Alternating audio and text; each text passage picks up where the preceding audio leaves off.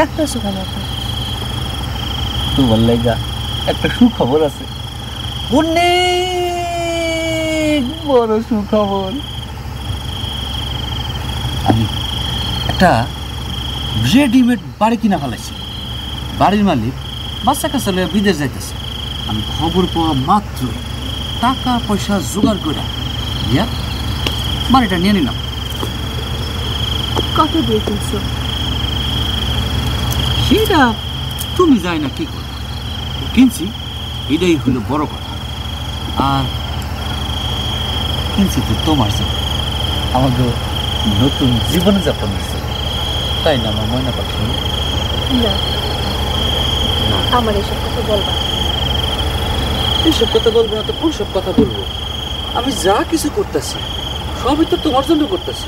তোমার জন্য সব কিছু করলে তোমারে বলতে দোষ কি? বলবো না কেন? আমার স্বামী আছে। স্বামী তো না, স্বামী নামের একটা শয়তান মন্ডায় কয় তোমার স্বামীটারে দুইটা পুষ্কনিতে। দেখো,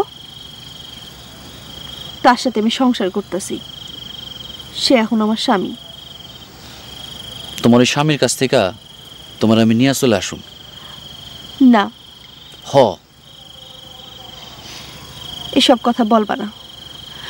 আমি এখনো তার সাথে সংসার করতেছি, কখনো বলবা না।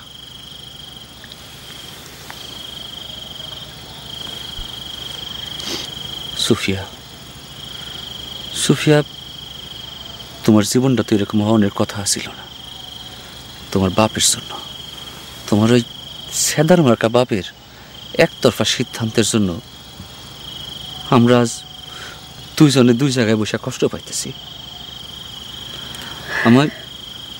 আমি বেকার বইলা, টাকা পয়সা নাই বইলা তোমার বাপে আমার লগে তোমার বিয়া দিল না। টাকা দেখা বিয়া দিল ওই বুইরা জানোয়ারটার লগে। কি হয়েছে তারপরে? কি হয়েছে?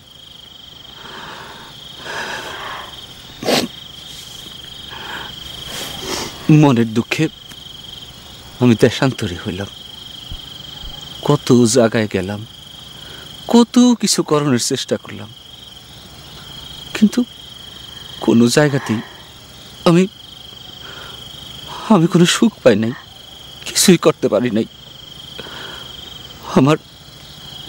আমার মনটা সারাক্ষণই তোমার কাছে পড়া থাকে, সারাক্ষণই পড়া ছিল, কিচ্ছু করতে পারি নাই।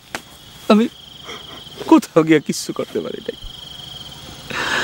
তারপরে তখন দেশে ফিরাইছি। এতদিনে আমি তোমার ঘরে নেমনের সব বন্দোবস্ত করে ফেলাইছি।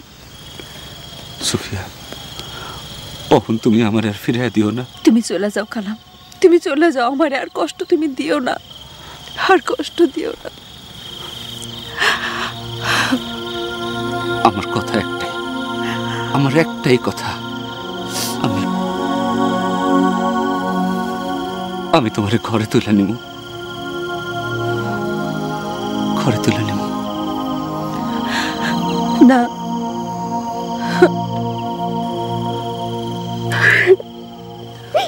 এবারে তুমি আর কষ্ট দিও না কালাম, আমি আর সহ্য করতে পারতেছি না। তোমার কি কষ্ট? তোমার আর কি কষ্ট? কষ্ট তো আমার।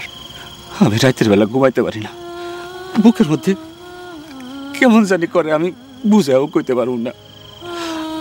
তুমি ওই নরক থেকে বাইরে হয়ে আসো, ওই নরক থেকে তুমি বাইরে হয়ে আসো, বাইরে হয়ে আসো।